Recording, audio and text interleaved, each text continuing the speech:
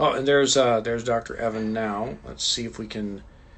Oh, I don't want to report him. Hey, Dr. Evan, if you want to send your request in to join, I'll see if I can find you in my list here to send a request to you. Otherwise, let's see, where are you here? Hang tight, everybody, while I get this searched. There you go. Boom. All right. Yep, no worries. I see. I got you the request sent to you, so it's waiting for your return, and we'll get you on here and connected. There he is. Oh, sort of. Froze looking up your nose. That's not good. There he is. How are you How you today, doing, sir? man? So good. Thank you for having. Sorry, I'm just moving this box and taking a seat here. Yeah, I'll let you get settled. Thank you. It is pretty cool to talk to you here, man. Well, thanks. Likewise, it's pretty cool to finally connect with you. I know we were trying to do this back in June. It wasn't quite working out, but we tried early July, and so finally here we are. So thanks for making the time. Absolutely, man. I've seen your work for years now. I remember you working with the San Diego Zoo and all kinds of cool stuff with animals, and I've always thought it was really neat and awesome how you were such a good ambassador for animals, getting people excited about them. I'm a big fan, man. That's pretty cool stuff. Oh, well, I appreciate that. That warms my heart. And likewise, I've followed your work for quite a few years as well, and I've always admired your adventures and your travels and your style of communication. So I'm glad that we can meet here on this platform for the first time. And I can't wait to hear some of your stories. I mean, I guess for me, it's like I know my stories. I want to hear yours. So Right on, man. I'm I love looking trading forward to stories. it. Now, it's quite possible, I doubt it. It's quite possible there might be somebody who follows me who doesn't know your work or exactly what you do. So can you give a brief synopsis of what it is you do? Absolutely, yeah. So I'm a veterinarian. I do small animal, wildlife, and exotic animal medicine. I practice near Los Angeles, California, and I've got a big heart for wildlife. Very passionate about working with them, and I love working with conservationists and spreading awareness for wildlife conservation, and of course doing veterinary work for wildlife as well. And I love pets. I love dogs and cats. I do plenty of dog and cat and exotic pet patients as well. But I think a big part of me becoming a vet was also because I wanted to kind of give back and be able to help out the wildlife, and I've been able to appreciate so much over the years. And I'm very lucky. I get to travel the world. I've been to 6 out of 7 continents. I've done vet work Wow. in many of the countries I've been to, and a lot of those are in the tropics or in really cool places with neat wildlife like Africa, Asia, Australia, South America, Central America. And I love what I do. I'm very lucky and love wildlife, and I feel like our pages are very matched very well, and good to be talking together here today. Right on. Well, one question I always get usually is how did I know I wanted to work with animals, or how did it start for me? So I'll pass that to you. As far as it seems in our world and what we do, it's either there was an aha moment of someone could dial into that exact day it happened, or like myself, where it's like I never knew any different. I've always been gravitated towards animals, loved being around them, wanting to learn more about them. So there was no ever aha moment for me. But how about for you? Was there like a pivotal moment, or has it just always been your passion? I mean, it's kind of actually both, to be honest. Like in terms of just knowing animals to be a big part of my life. I mean, that's just been the case from day one. I mean, some of my earliest fondest memories are of me with my pets and even my dogs and going out. So I grew up in Kansas. We had a creek in the backyard, and Uh, I loved. I mean, I spent every day flipping rocks and on our yard or in the creek and looking for snakes and crawdads and frogs and whatever wildlife I could come across, and super loved that. Um, and then when I went to college, I actually started as a business major, and I had to okay. take some like basic science courses. I ended up taking evolutionary biology and Gem Bio 1, and I fell in love with it. And I was a good student in high school, but I wasn't crazy about going to school. I just wanted to hang out with friends and play sports and whatever. And this is the first time in my life I love learning. I love studying. I just wanted to know more and learn more and just dive deeper into the subject of sciences and in the natural world. Um, and in the back of my mind, those preceding years, I did, have an appreciation for medicine. I thought it was pretty cool. I love working with my hands. I thought surgery looked pretty fascinating. But it all kind of clicked, I'd say, like late my freshman year, early sophomore year of college. I was like, you know what? I love animals.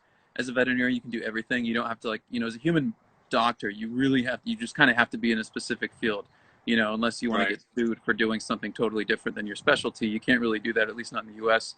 So I thought, this profession's totally for me. I get to work with animals. I get to, do such a variety of different kinds of medicine. I can, help with wildlife around the world in unique ways. And that was, I guess, the moment. And then ever since then, I just didn't look back, pursued getting into vet school as best than I could.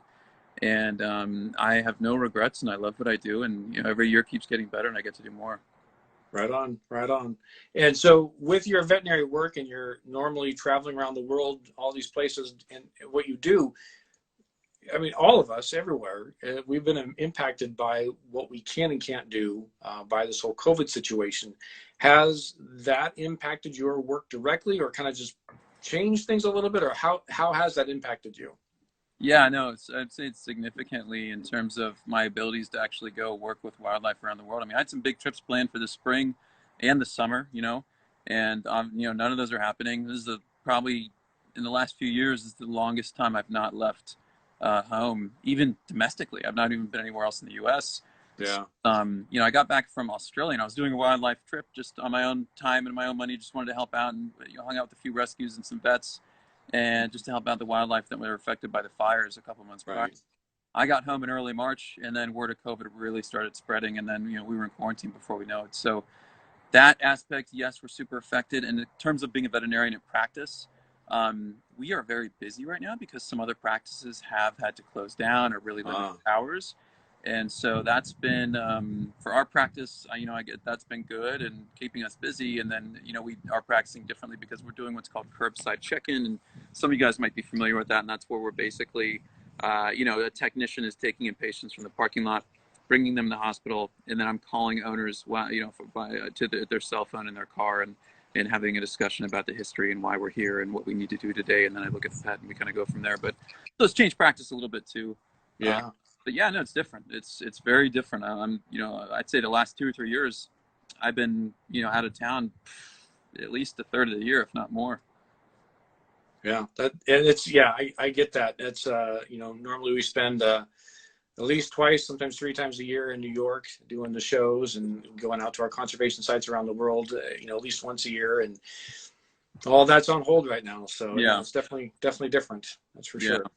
Absolutely. It is scary for the conservation world too. I mean, there's silver linings because these animals aren't getting bothered by people and they can explore more of their habitat, and it's beautiful to see that. But at the same time, a lot of these places rely on donations or volunteers or a combination of things. And as you very well know, that's been limiting. So a lot of the rescues I've worked with over the years have reached out and they've been struggling, and it's been a tough time, I would say, for a lot of them in general. Yeah, no, and to your point, we had staff from the San Diego Zoo Safari Park that were over in Kenya working with the elephant orphanages there. So they were helping out quite a bit with, doing some protective contact training and making sure that, the kids understand the rules and all this stuff. They had to come home early because of the COVID stuff. And that has delayed a second team going out to offer more support. So yeah, it's, double-edged sword. There's a lot less people out there messing with wildlife, but it also does limit our opportunities for conservation work and our hands-on work that we do. So yeah. Hopefully we'll get back to it soon. Yeah. I'm with you, man. I'm antsy to back up for sure. So with that said, knowing that you get to travel all over and you've obviously in your career come across a wide variety of species, do you have just one or maybe a couple more memorable animal encounters that you have had in your life? Absolutely. I mean, I feel like everywhere you go, there's something special. Sorry, this is Henry. Hi, Henry. Little gentleman today with his little bow tie. He's being shy. Looking good. Looking sharp. Yeah, man. I mean, it's tough to even find a place to start. I mean, I would say, I first started looking, I didn't know I wanted to be doing what I was doing until a couple of years after I decided I wanted to go to vet school. Just to back up a little bit and just to give you guys some Yeah, sure. Give context. Yeah, thank you. So I studied abroad in Australia in my junior year of undergrad, and I was taking a lot of science-based courses, and I jammed them all in one day of the week so I could travel and surf and hang out and just kind of explore life there outside of the classroom as well. And I took this road trip for 3 weeks, and I rented a car. I lived on canned food and water and just slept in the car every night. It was in very remote areas in Western Australia mostly, and a little bit dead center, but just super remote areas. You just don't see a lot of people. and I just had I had a lot I wanted to see within that 3 weeks, so I really had to be on the move. And just before that trip, I realized, you know what? I love animals and I love promoting. You know, I love educating people about animals. I remember having exotic pets and doing little like, you know, giving the, you know, like little like educational little demos, like talking about this is my, you know, my Savannah monitor and it is a carnivore, and you know, telling them all about it. And I just wanted to do it on a bigger level, so I brought with me a tripod and like a mini DV camcorder. You know, the little, remember the mini DVs? Oh yeah, the I don't know old if school all you ones. guys watching are familiar with those, but me and Rick go back and we used to use those for sure. Um, and I used my headlights at night if I was filming, and I just started doing Nice. little like stand-up kind of things, just talking about animals. And I remember I was in Tunnel Creek National Park, which is this crazy creek that really goes underground for about a mile, give or take, maybe yeah, just about a mile. And I just on the outside of it, which was a gorgeous going in itself, but right on the outside of the exit or whatever, there was this huge sand monitor, and it saw me and I saw him, and it just like fled to this burrow, and I got there just in time before it could get deeper in. And I had to pull this guy out and just do this educational video with it. And it sounds kind of silly and whatever, but I was inspired by, you know, like people that just did that. I mean, the kind of stuff you did at the zoo or what Steve Irwin did. I love that kind of stuff.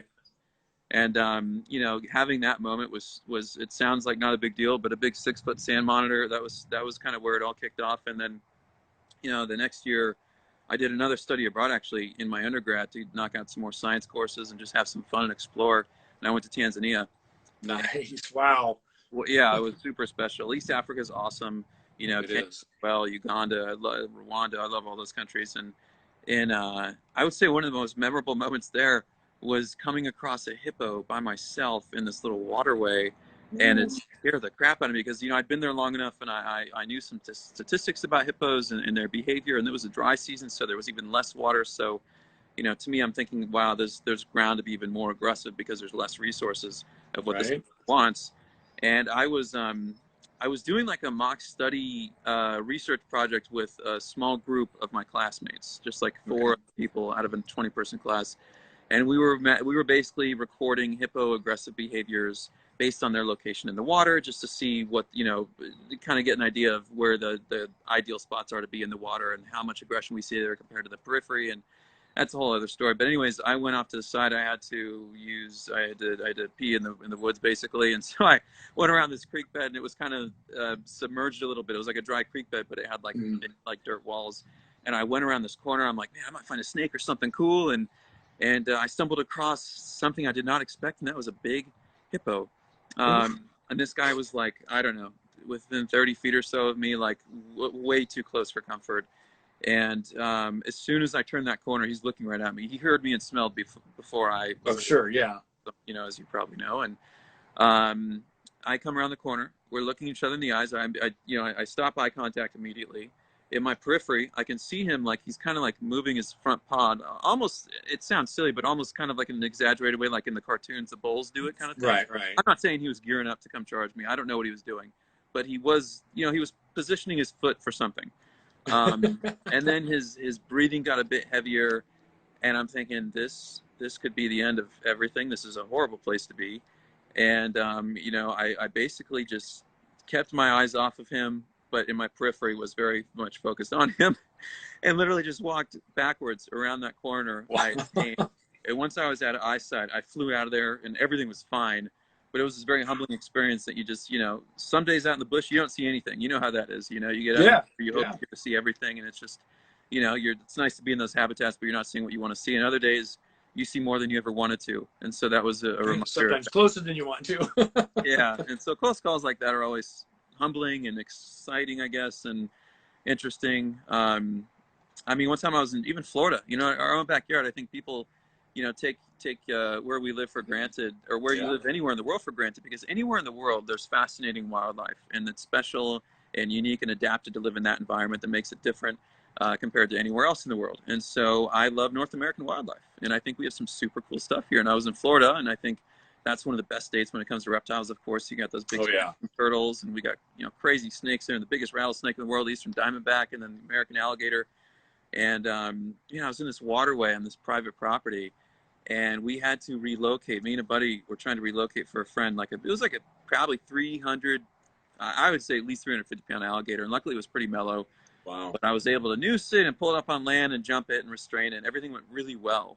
But in doing so, we realized or assume, based on what happened following, that it was the biggest alligator there, and it was the alpha male.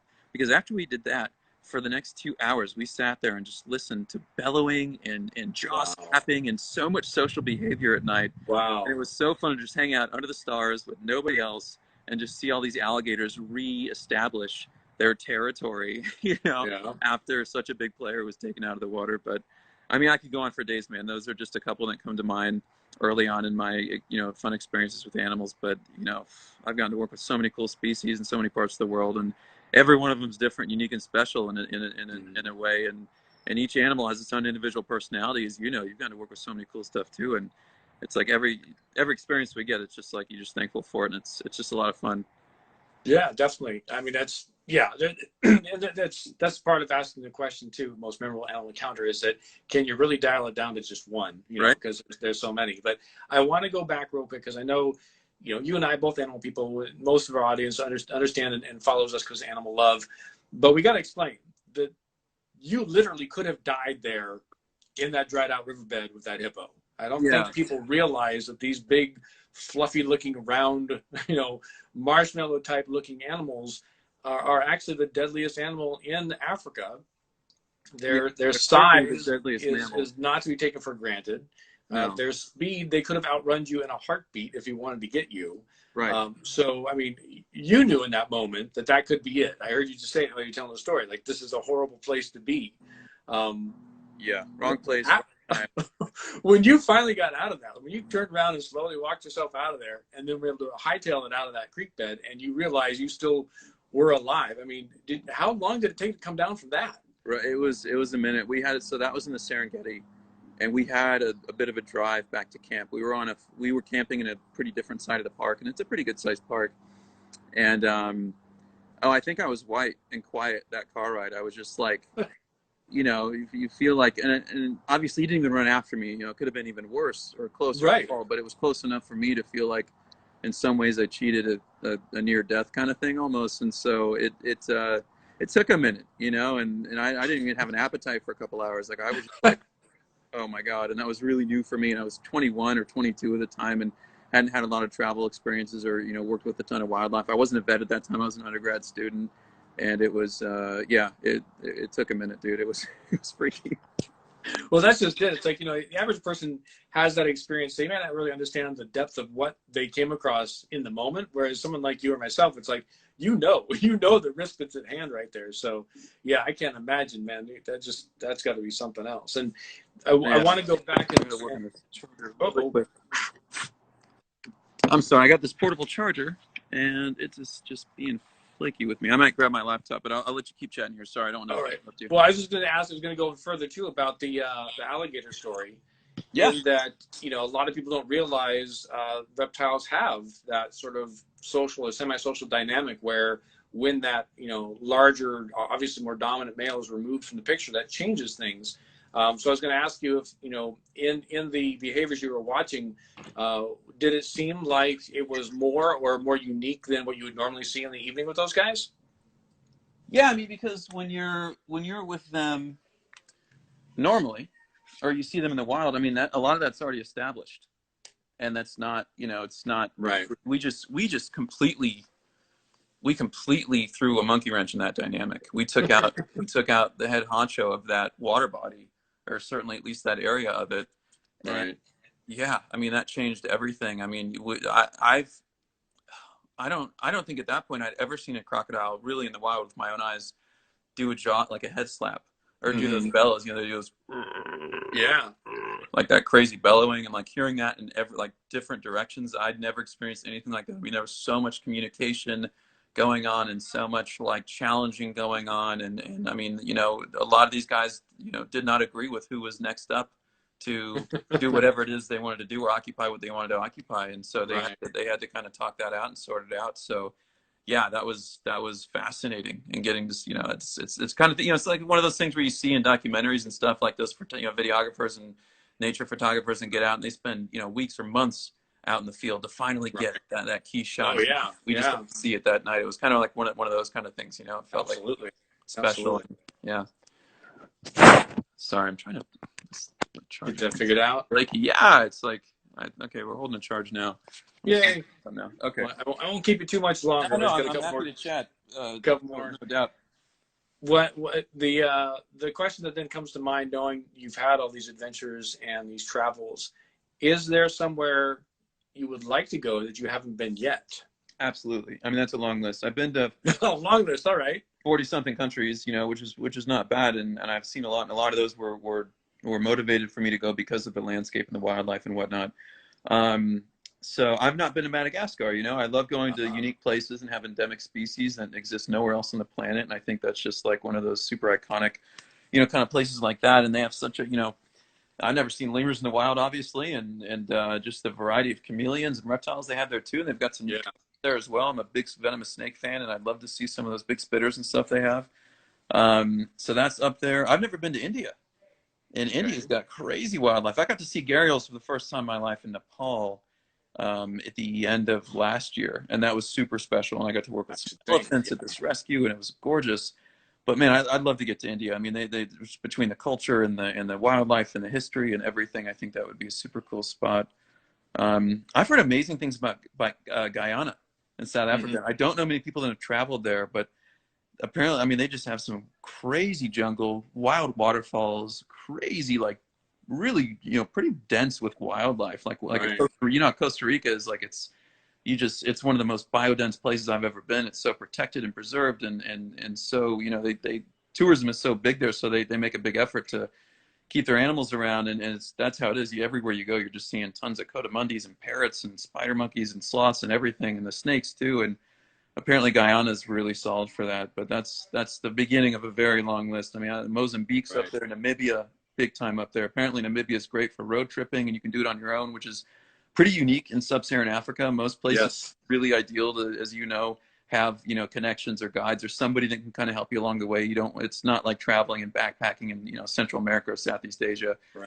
But apparently Namibia, it's no troubles to just rent a car and just explore, and seeing some of those, you know, desert wildlife and some of the species they have out there, and the populations of, you know, the elephants and stuff out there would be so rad.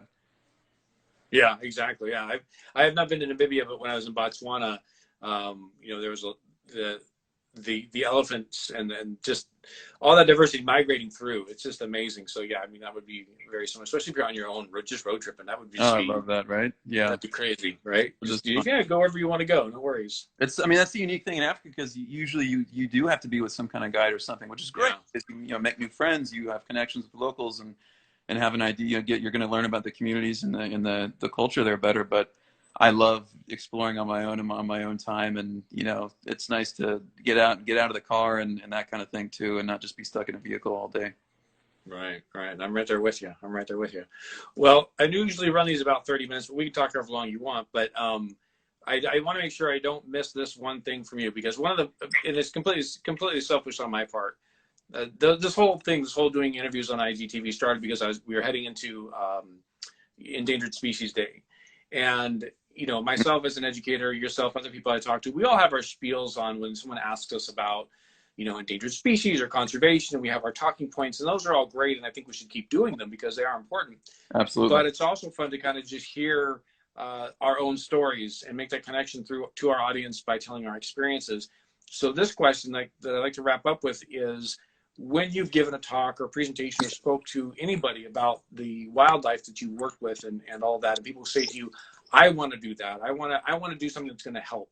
But I'm just an 8th grader here in the city, or I'm a retiree. What can I possibly do to help? What's sort of your go-to answer on that? As what can one individual who doesn't have, you know, the connections you and I have, or the job that you and I have that takes us to these unique places, what would you share with them as something they could do to empower them? Yeah, no, it's a totally valid and frequent question I also get, of course. And I think there is easy ways that you can do that, and you don't have to have, you know, the opportunities that we necessarily do. And it's, you know, it starts with some simple stuff. I mean, I was just actually talking about this on social media yesterday with, you know, to raise awareness for World Chimpanzee Day. For example, and I'll use this example because social media is, we use it for entertainment and we love it as people and everything, including myself. But unfortunately, these days you have to be intelligent with how you utilize social media. You have to really think about certain things that you want to promote and share, because at the end of the day, every time you like, share, engage, comment, whatever, you're voting on something. You're saying that, you're voting Yeah. for. Okay. Um, and so when it comes to some of the animal stuff, I'm really concerned about what social media does for our wildlife. And I think the net effect might unfortunately be more negative than positive, even with all the positive people like yourself and other, conservation organizations and people that are making a difference and doing positive things and raising money and help and everything for wildlife to protect them. There's every bit as much and maybe more bad things. And so, not to get in a whole other tangent, but for the example with chimps, um, when you when we see chimps made to look like pets because they're playing on a phone or taking a bath like in a bathtub, or they're petting Right. dogs, or they're cuddling with people, and this goes for any primates, not just chimps. Chimps are just a good example, and it was Chimp Awareness Day yesterday, right? You're actually fueling chimp poaching in Africa. Okay, you're fueling the whole exotic wildlife trade. You're fueling chimps to be poached and killed, and babies to be kidnapped from the wild to then be used as circus animals and pets and roadside zoo kind of BS, kind of really not good things in Southeast Asia, particularly China and some of those other nearby countries, and then parts of the Middle East. Syria is a big one, and so it's a huge issue. And I mean, there's other reasons as to why that is a problem. That I have a problem with that, because I don't think that's the right life for chimps. And there's actually research showing that when people see chimps look like pets, it actually changes their mindset on how endangered chimps are. And they think Right. you wouldn't think it necessarily, but there was actually research on it. And they did a big study group, and they asked people, do you think chimps are endangered? And they show them in a captive, human environment versus in the wild, and the response is very different. So it screws up people's skews on Yeah. how they imagine the conservation status of these animals. But it's a huge problem. And so, to answer your question, all I'm getting at is be intelligent about what you like and share and comment, and don't say, oh my God, so cute, or oh, I want one, or share with all your friends. Because listen, I'm not going to disagree with you.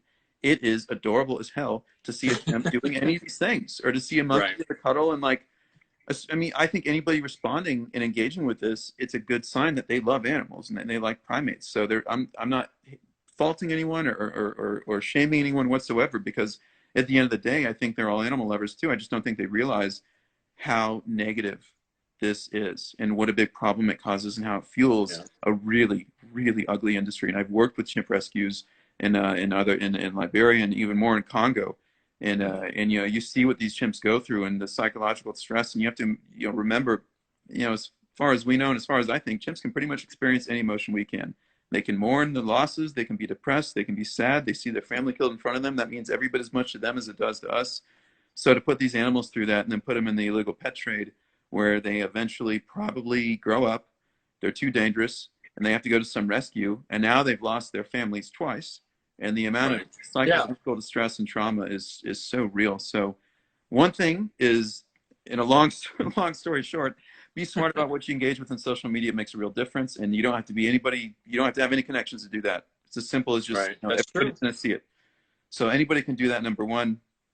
Number two, I mean, just being totally honest, money does help. If you do have a little bit of spare funds that you can help towards a habitat, or if there's a specific species, that you're really interested in helping conserve, donations do make a real difference. Now, you need to donate to the right organizations. A lot of Yes. organizations, as you know, they're very business minded.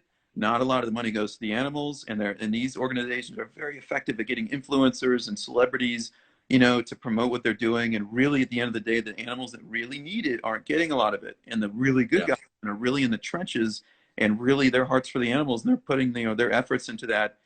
A lot of those people aren't the best business people, so they don't get their word out Right. there enough. So it's a really complicated world. But if you can find a trustworthy place to donate, that really does help. Anywhere, just FYI for you guys listening, if you ever see me working and promoting a conservation organization, or a wildlife rescue, or anybody that I've worked with that's working with animals, I share them because I've been there firsthand and worked with their animals, and I know for a fact when you're helping them, you are helping the animals that really need it. You're not donating to an organization that's using it for private jets and getaways, and not Or really more protecting. marketing. Right. Yeah, we're marketing and not really protecting the animals in as significant way as they probably should be. So, you know, when it comes to that, just be smart about where you donate, and that I think makes a big difference too. Yeah, it really does. And that was something that, excuse me, that I was talking to someone else about an earlier one of these that I was doing. You know, you bring up a good point. Those who are really doing the heavy lifting to conservation and wildlife protection, uh, you don't tend to see them on social media as much with these slick commercials or Yeah. these influencers that they've rented for the day, because when they do get money, they put it right back into the work they're doing. They're not putting it into marketing, and so that's a really good point. To start thinking about, you know, how you're engaging with these things online and seek out those true conservation organizations. And it's kind of unfortunate that the way the algorithm works, you might have a real solid on the ground a conservation group that maybe only posts once a week or once every other week, so they're not going to get that much draw because of the algorithm, versus an organization that can hire a social media team to work the algorithm.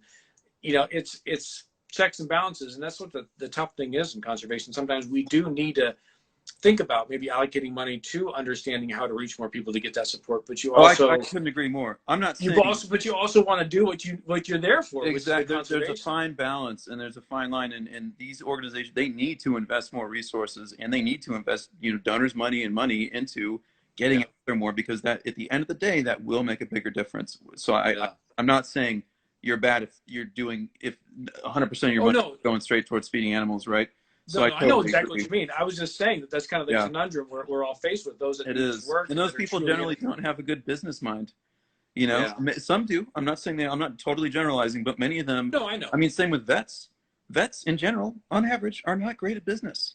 You know, they love animals and they love science and they just want to, you know, work towards that, and they love working with people's pets and whatever. But they're not necessarily great at running a business, so they need help. And you know, it's a totally different skill set to be able Yeah. to do that. And so it is ideal to have people on your team that can help ask for money and help get the word out there and help promote it, and you know, do everything the right way. And there's, unfortunately, the reality is there's only so many organizations that I feel really do it in a way that is going to ultimately make the biggest difference to help our wildlife. Because so many of them, I feel that when they're asking for money and taking money and sharing stuff, it's other people's footage or other you know, organizations' content, because they're the ones actually on the ground. They just steal footage and say, "Look what's happening to rhinos. Help us help them." And it's like, you're really not doing much to help rhino.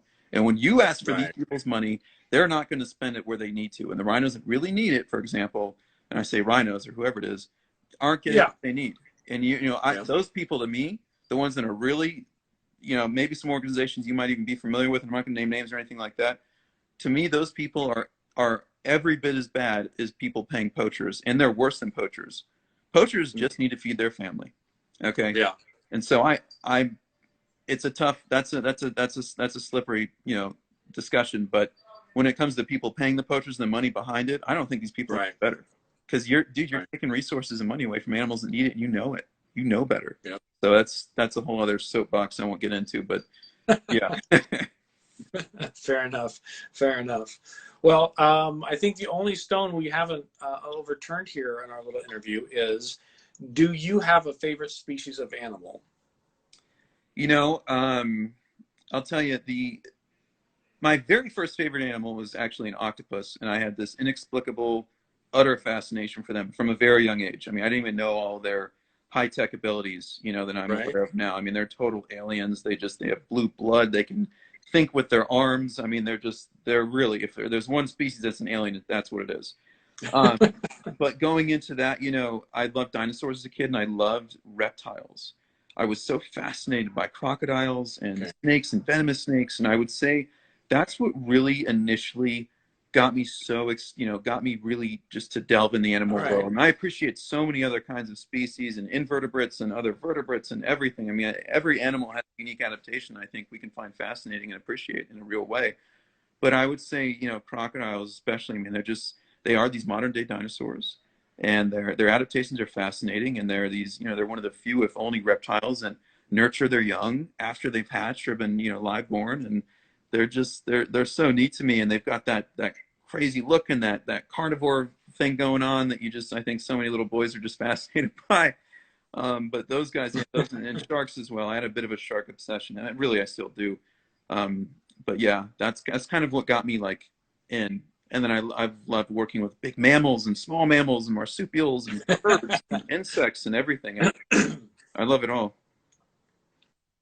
Yeah, I, that's it. I, So I have the basically, same the question. answer. Can I ask you if you have like something like that that got you into it, or that is your favorite to work with, or whatever? Oh yeah. I mean, anybody who follows me knows my favorite for sure because I talk about them all the time. It's a ridiculous love story. But no, I don't. I can't say there's any one species that got me into it. I mean, it's kind of funny. As a kid, I was all about big cats. You know, the classic love the tigers, love the Sure. cheetahs, just the representation of power. My first experience working, well, no, second experience working with animals. I was going to Moore Park College, and I wanted to be work with big cats. And then one of the trainers and workers with the turkey vulture, she's like, "Hey, I'm going to go feed my bird, the turkey vulture. You want to come along and see what that's like?" I'm like, "Yeah, I'm not doing anything. Whatever. I like all animals." And I fell in love with it. If you would have told me the day before that you're going to come out of this experience falling in love with a turkey vulture, I mean, I would have been like, "You're crazy. I don't birds in general. I'm all about cats."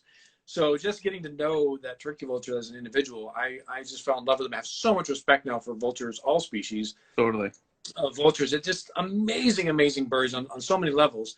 But then my true has my heart and soul is the Binturong, Oh, and that's yeah. because my very first one I ever worked with, I met him. He was about 4 years old. He'd never worked with a male before. I was his first, male human to work with, and we're kind of like, okay, we'll see what happens. And he kind of looks at me. He's like, yeah, whatever. You've got the fruit and the leash. Let's go do some educational talks. No big deal. And it was a very professional relationship. And about 6 months into it, he started to engage and solicit play from me. And I've seen him do that with the ladies who had raised him. So I was like, okay, I know what this is about. Let's see if it works. And then, like, from that day forward, we're like just best buds. Oh, And it's beautiful. we worked together for years. And he got really sick near the end of his life. And I was the only one he would allow near him to give his daily injection that he needed. That's and so incredible. it was just really deep, wonderful bond where, a lot of trust developed between us. And ever since then, in that relationship, every Bentarong I looked like, oh, but through working with him, not only was that relationship such a wonderful thing to experience with another living creature, but then I just, researching them more and getting to know about the adaptations and the species in general and how we don't know a lot about them because they're elusive. What we do know is what we know from zoos.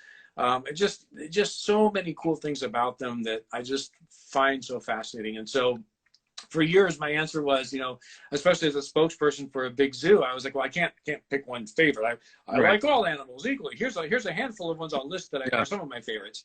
But then I had to admit it. I was like, I can't lie. I got to be genuine. Binturongs are my number one favorite. Right. Everybody else out after is a close second. I've worked with some amazing species like the Fusa or red pandas or, some amazing reptiles. Guy. What's that? You're a big bivirid guy. The Fusa. Well, yeah, and by just by being exposed to them and working with them, I just fall in love with them, and it wasn't really like a plan or I'm going to go work with the species. It's like, this comes into my area and I'm working with them like, whoa. And, another one that I never, ever thought I'd get to know as a species, much less an individual and their behavior, was a pangolin. I got to work with 2 white-bellied tree pangolins for several years. The female eventually passed away, and we worked with the male for quite a while after. But again, another species that you look at it and you're like, what am I doing? How is this my life? And stuff like that. But yeah, even with all those amazing species in my experiences, the Binturong still is by far my number one favorite. I mean, that's one of those animals where when you first learn about it, you're like, what? Wait, what? Right? What is a genet and a civet? And wait, what are these? And they're these old world. I mean, they're so exotic for somebody like us. Then we grew up in North America. We have nothing like that here, obviously. But those take you a second, and especially of the vivirids, the Bentarong. Yeah. I mean, what a unique, wacky animal. And I've been really fortunate to work with some of those guys. And one of my more recent experiences, it was such a special thing. I was filming a show for Animal Planet called Evan Goes Wild, and I was doing conservation and vet work all over the world with wildlife mostly. And we did some domestics as well. And we basically were able to intercept a wildlife transaction where the mother was, I think, poached and killed. We don't know what happened to her first. She had 3 babies, and I estimated them to be 5 to 6 weeks old. And we got all of them, and we rescued them. We took them to the one and only rescue on Palawan. So this was actually the endemic Palawan, Bentarong, which is Wow. genetically distinct, technically, and slightly different. Yeah, But for all intents and purposes, it's it's quite similar to what we're familiar with. of course. But oh my, I mean, that was my first time where I've worked with adults that were tractable and nice to work with, but getting to be with these little babies and when they go in there, I mean, it's like a little kitten and it's just like, Oh, oh my God, I could have done it like the rest of my life. It was so fun and they're just so cute and getting to help them obviously was really exciting. I mean, this guy was a pretty new rescue and his goal was to actually try to breed and get these guys back in the wild with it. That was his long-term goal. But I'm with you, man. That is a very unique, super special animal that I think yeah. anytime anybody learns about it, it really gets their attention and they're like, Oh, yeah. wait a second, this is new and weird and I must know everything about it, you know? Yeah, exactly. And that was one of the most enjoyable parts too, doing animal presentations with the Binturong, is that you come out with it, people are like, what is that? You know, Yes, is they've that the never most even fun? seen this. And the way they move and walk, you're like, oh, it's called a Binturong. And they're like, a what? Because they've never heard of it. They haven't seen it before. They've heard it. And these are going down their adaptations. And well, what is it related to? Well, sit down. It's going to be a story, you know? It's all going to be new for you. So Right. Start taking notes. So yeah, it's so cool. stuff. That's awesome. That's a great answer. That is they deserve that. Well, I do have to go. I've got an actual meeting I have to do on Zoom here shortly, and I don't want to go over and end up having to feel rushed wrapping this up. So thank you, sir, very much for your time and doing this. It was a pleasure to get to know you through this IG Live. Yeah. Do you have any big projects or things? I know with the COVID thing, it's kind of changed stuff, but is there anything you want to share with everybody who's watching right now that where they should come check you out other than on Instagram? Anything going on? Yeah, absolutely. So of course you can see a lot of my work on Instagram. But no, it's perfect you say that because we are just like in the final stages of finishing my first book, and it's basically the story of my adventures, starting from pretty much that Australia story I told you, all the way through, you know, being a young wildlife enthusiast and just wanting to get out in the wild and see all these things in their native habitats, to what I'm so lucky to do today, and that's be a veterinarian and work with conservationists and do wildlife veterinary conservation work and just kind of share some of that story. And there's more crazy, animal, nutty, scary adventures where that came from. There's sad moments and happy moments and tropical diseases and I've gotten along the way and crazy travels. And it's a lot of fun, but this conversation is like, you know, it's perfect for the book. So I have to throw that in there. And we're launching October 27th. You can pre-order it now on Amazon. I'll get the link in my bio ASAP. I think I had some chimp link or something else, but I'll get that up there. But that, and then I'm doing, we just finished filming a Facebook show that also is perfect for this conversation. And it's called Tusks to Tails. And it's all about specific neat adaptations or abilities of different species all over the world. Many of them I've had personal encounters, interactions with. We filmed at home, but the editors did a great job of getting my previous experience in the episodes. They're short form, like 5 to 6 minutes. And we've done, Sharks actually was episode 3, and we posted that today. And we've got cheetahs and octopus and I mean, we've got some really cool animals. It's a really fun series. We threw camels in there the other day. We got bats. Cool. Yeah, it's a lot of fun. So those are 2 things that are kind of you know, they're really keeping my attention at the moment, and projects I'm working on. But listen, Rick, I've been a fan of your work for probably over a decade. It is so cool to finally connect and get to chat here, and I'd be, you know, happy to do it again. And, you know, let me know if you have any projects going on or anything. But I hope we can stay in touch and, you know, keep up the amazing work, man. We all appreciate it. Oh, I appreciate it. One more time before you go, the name of the book? World Wild Vet. Sorry, I might have not said that. World Wild Vet. I wasn't sure if you did. And you'll put the link in your bio for pre-order. And when's it going to come out? October 27th, World Wild Vet. All right. Well, if you aren't too busy in October, we'll do this again to help promote that. How's that sound? My man, I really appreciate it. Thank you so much. Right on. Well, have a good one. You too, buddy. You take care. Take care. Well, that was a pretty special treat to finally connect with Dr. Evan. Like he mentioned, we've kind of been following each other on social media and our adventures and what we do for, gosh, I guess he said a decade, so I guess so. It's been that long. I sometimes have a hard time remembering or wanting to admit how long I've been doing this. But what a treat to finally meet him in person, sort of, over Instagram Live. I hope you all enjoyed this as well. And I can't echo his statements enough that sometimes if you have an extra dollar or two, the biggest thing you can do is help donate to a reliable conservation organization. And then also, too, be mindful of how you use social media. we a lot will promote educational things for conservation on social media, and people kind of question, is it really doing something? But I think the answer is definitely yes, especially when you turn the perspective around, and like he has, and you can look at what's on social media might also help promote the negative things for animals and cause more problems for them. So there is power in social media and using it properly. So great stuff from him. And again, I appreciate you all joining us on our little chat. And so with that, I will say stay safe, stay healthy, take time for yourself, please. We're all under a lot of stress with what's going on in the world today. But other than that, have a good one, everybody.